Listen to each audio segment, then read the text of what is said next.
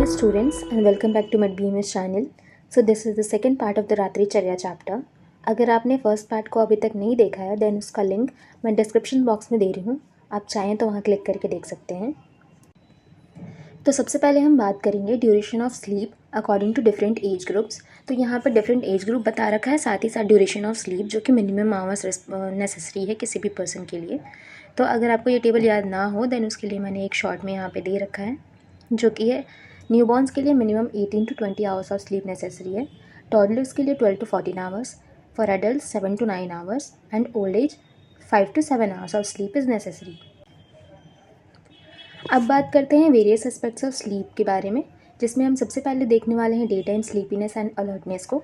So day time sleepiness is basically the increase desire to sleep during the day. इसका reason हम समझते हैं कि क्या हो सकता है.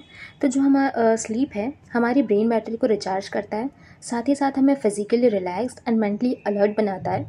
बट अगर कोई पर्सन स्लीप डिप्राइव है यानी कि उसने प्रॉपर नींद नहीं ली है देन एक स्लीपीनेस का सिग्नल होता है जो कि हमारे ब्रेन तक जाता है, जिसकी वजह से हम लेस अलर्ट होते हैं और हमें दिन में भी स्लीपीनेस फील होता है. In the morning your body releases hormones that promote the alertness such as the cortisol which help you to wake up. तो अगर आपको सर्काडियन रिदम याद होगा तो जो हमारे स्लीप वेक साइकिल के लिए रिस्पॉन्सिबल होता है, तो during the night time because of the darkness melatonin secrete होता है हमारे पीनियल ग्लैंड के थ्रू. बट अगर वही हम बात करें डे टाइम के बारे में तो डे टाइम में कॉर्टिसोल रिलीज़ होता है जो कि रिस्पॉन्सिबल होता है हमें अलर्ट रखने के लिए. तो अगर किसी भी तरह से ये सर्काडियन रिदम डिसबैलेंस होता है तो इसमें हमें चेंजेस देखने को मिलते हैं. डे टाइम स्लीपीनेस के ट्रीटमेंट के बारे में बात करें तो यहाँ पे कुछ ट्रीटमेंट बता रखा है, जैसे कि improving your sleep hygiene, adjusting your medication regimen and creating a treatment plan for any underlying disorders. Here are some self care steps also, जो कि है maintaining the good sleeping habits, practicing yoga, pranayama and meditation to relieve the stress and seeing a doctor to treat the underlying cause. Next देखते हैं हम sleep deprivation को. So sleep deprivation is basically the sleep insufficiency और the sleeplessness, यानी कि एक adequate duration जो हमें चाहिए होता है प्रॉपर स्लीप के लिए वो पर्सन अगर नहीं करता है that is the sleep deprivation. तो इसको दो तरह से बता रखा है, जो कि है chronic and acute. Acute condition वो हो सकती है जब आप प्रॉपर नींद नहीं ले रहे हैं from short duration of time 1 to 2 days. वही अगर आप रिपीटेड कंटिन्यू करते हैं तो that become the chronic sleep deprivation. तो एक एवरेज एडल्ट को मिनिमम 7 और मोर आवर्स ऑफ स्लीप ज़रूरी है अपने हेल्थ को मेंटेन करने के लिए, जो हम बात कर चुके हैं. The amount of sleep needed can be depend on the sleep quality, age, pregnancy and level of sleep deprivation. कोई पर्सन अगर इनसफिशिएंट स्लीप लेता है तो it can lead to weight gain, high blood pressure, diabetes, depression, heart disease and strokes and also anxiety, irritability, erratic behaviour, poor cognitive functioning and performance and psychotic episodes. तो अगर आप ध्यान से देखें तो ये सिर्फ हमें फिजिकल एस्पेक्ट में ही डिस्टर्ब नहीं कर रहा है, साथ ही साथ ये मेंटल भी डिसबैलेंस कॉज कर रहा है. नेक्स्ट एस्पेक्ट के बारे में बात करते हैं, जो कि है sleep and horse defence. So sleep जो है हमारा एक वाइटल प्रोसेस है जिसमें interaction between the neural, endocrine and immune system responsible होता है. दैट इज़ कि अगर आप स्लीप अच्छे से नहीं लेते हैं देन आपका इम्यून सिस्टम जो है वो भी डिस्टर्ब होगा. तो अगर हमारी बॉडी में किसी तरह का चेंज होता है that is inflammation, any type of change in the metabolism, any infection, it will lead to the altered sleep. Next देखते हैं हम master circadian clock and master circadian rhythm को. The circadian rhythm is a natural process that regulates the sleep wake cycle, that is 24-hour cycle, body temperature and other psychological processes in living organism. जिसमें हम बात करते हैं SCN के बारे में, जो कि है suprachiasmatic nucleus. So basically SCN is a group of neurons जो कि हाइपोथैलेमस में लोकेटेड होता है और हम इसको मास्टर क्लॉक भी बोलते हैं. जो SCN है दैट इज़ सुप्रा काइस्मेटिक न्यूक्लियस, वो रिसीव करता है कोई भी इंफॉर्मेशन हमारे आइज़ के थ्रू, जो भी विजुअल्स हमें दिखाई देते हैं इधर डार्क और लाइट, वो हमारा जो आइज़ है उसको एज अ इंफॉर्मेशन कलेक्ट करता है और उसको SCN तक पहुंचाता है. देन जो SCN है वो मैसेज करता है हमारे पीनियल ग्लैंड को ईदर टू सेक्रेट मेलाटोनिन और नॉट.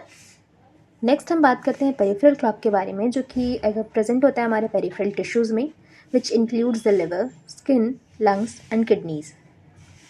नेक्स्ट पॉइंट है human circadian timing system and sleep wake regulation, जिसमें हम बात करेंगे कि दो प्रोसेसेस हैं, जो कि है हमारा C प्रोसेस और नेक्स्ट आता है हमारा S प्रोसेस. C प्रोसेस को हम सर्काडियन बोलते हैं और S प्रोसेस को स्लीप. जो सर्काडियन प्रोसेस है वो रिस्पॉन्सिबल होता है rhythm of the sleep wake cycle के लिए, जबकि जो एस प्रोसेस है that is the sleep process वो डिटरमाइन करता है the amount of sleep and wakefulness को। नेक्स्ट देखते हैं हम circadian rhythm in sleepiness, alertness and performance के बारे में।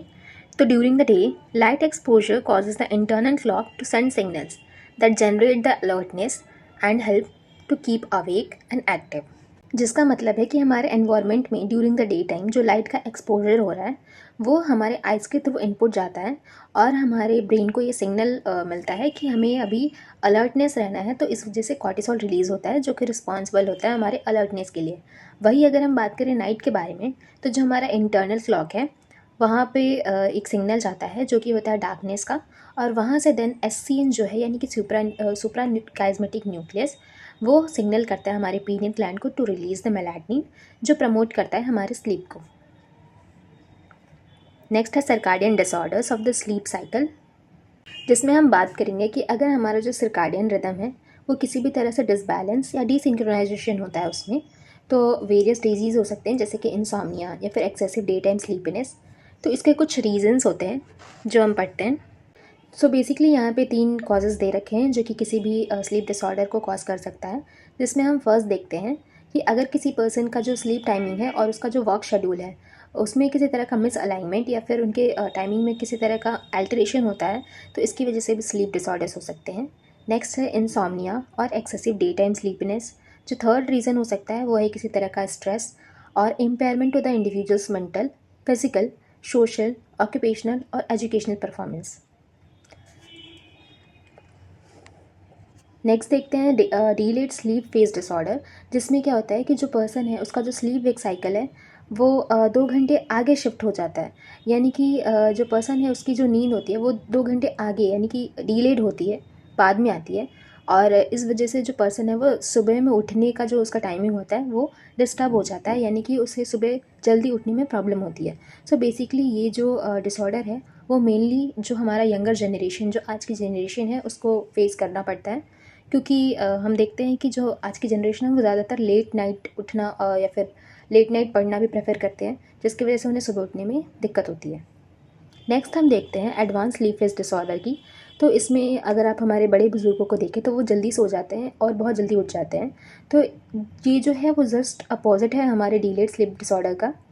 नेक्स्ट है इरेगुलर स्लीप वेक रिदम। तो इसमें जो हमारा रिदम होता है, जो हमारा साइकिल होता है वो डिस्टर्ब हो जाता है, जो हमारा एक स्टेबल रिदम होना चाहिए वो नहीं होता है। And abnormal sleep periods can cause both difficulty sleeping and excessive day time sleepiness. Mostly जो पीपल इरेगुलर स्लीप वेक से सफ़र करते हैं they have the neuro developmental और न्यूरो डिजेनरेटिव डिसऑर्डर, जैसे कि पार्किंसनिज्म, अल्जाइमर और हंटिंगटन डिजीज़। नेक्स्ट हम देखते हैं non 24 hour sleep wake disorder. तो ये जो डिसऑर्डर है वो बेसिकली जो ब्लाइंड पीपल होते हैं जो कि डे टाइम और नाइट टाइम को डिफ्रेंशिएट नहीं कर पाते हैं, उनके लिए ये ज़्यादा प्रॉब्लमेटिक है। As a result a person's normal sleep period is constantly shifting. People with this condition may have the insomnia or excessive daytime sleepiness when their sleep periods don't match up with the schedule of their social and professional life. The eyes of the totally blind person cannot transmit as many light signals to the brain, leading to the confusion between the daytime or the night time. Next हम देखते हैं shift work disorder को, जो mainly जो job पे person होते हैं जिनका जो जॉब टाइमिंग है वो शिफ्ट होते रहता है, कभी मॉर्निंग टाइम होता है, कभी नाइट टाइम होता है, तो ये जो होता है शिफ्ट वर्क डिसऑर्डर के लिए रिस्पॉन्सिबल होता है। नेक्स्ट देखेंगे हम sleep apnoea, insomnia, narcolepsy and restless leg syndrome. तो फर्स्ट देखते हैं हम स्लीप एपनिया। तो अगर आपने डिस्निया वर्ड सुना होगा, that is the difficulty in breathing. तो dys that is related to the discomfort, तो यहाँ पे है एपनिया दैट इज़ एब्सेंस या स्टॉपेज। तो अगर ड्यूरिंग स्लीप कोई पर्सन जो है उसका जो ब्रीदिंग है रिपीटेडली स्टॉप हो रहा है, that is the sleep apnea. It can lead to loud snoring, poor sleep quality and excessive day time sleepiness. Insomnia, that is a difficulty in falling asleep or staying asleep. It can lead to the fatigue, irritability and difficulty concentrating during the day. Narcolepsy जो है वो एक neurological disorder है जिसमें जो person होता है वो कभी भी सो जाता है, इधर इट डे टाइम और द नाइट टाइम, जिसमें कि sudden loss of the muscle tone that is cataplexy होता है, हेलुसिनेशंस आ सकते हैं and the sleep paralysis. Next देखते हैं रेस्टलेस लेग सिंड्रोम के बारे में, जिसमें जो पर्सन होता है उसको एक अनकंट्रोलेबल अर्ज होता है to move their legs. Solution to the असात्मीय जागरण और द स्लीप डिसऑर्डर्स। तो यहाँ पे कुछ ट्रीटमेंट्स बता रखे हैं, जो कि है light therapy, melatonin supplements, chronotherapy and behavioural therapy और द लाइफस्टाइल चेंजेस। तो लाइफस्टाइल चेंजेस में हम किस तरह से अपनी स्लीप को मेंटेन कर सकते हैं या उसको जो क्वालिटी स्लीप है वो कैसे ले सकते हैं। तो उसके लिए हमें अपने जो डाइट है उसमें ज़्यादा से ज़्यादा वेजिटेबल एंड फिश को इंक्लूड करना चाहिए। जो शुगर इंटेक है उसको कम करना चाहिए। Reducing the stress and anxiety by exercising and practicing yoga and meditation. Next बात करते हैं कि जो हमारा रेगुलर स्लीपिंग शेड्यूल है उसको मेंटेन करना चाहिए। अगर हमें जिस टाइम पे सोना है उससे 1-2 घंटे पहले हमें अपना जो फ़ोन का स्क्रीन जो टाइमिंग है उसको कम करना चाहिए। Drinking less water before the bed time, limiting your caffeine intake, decreasing tobacco and alcohol use, eating smaller and low carbohydrate meals. That's it for the lecture. If you find this lecture useful, then please do like, comment and share my video. और अगर आप हमारे channel पे new हैं, then please do subscribe our channel. Thank you.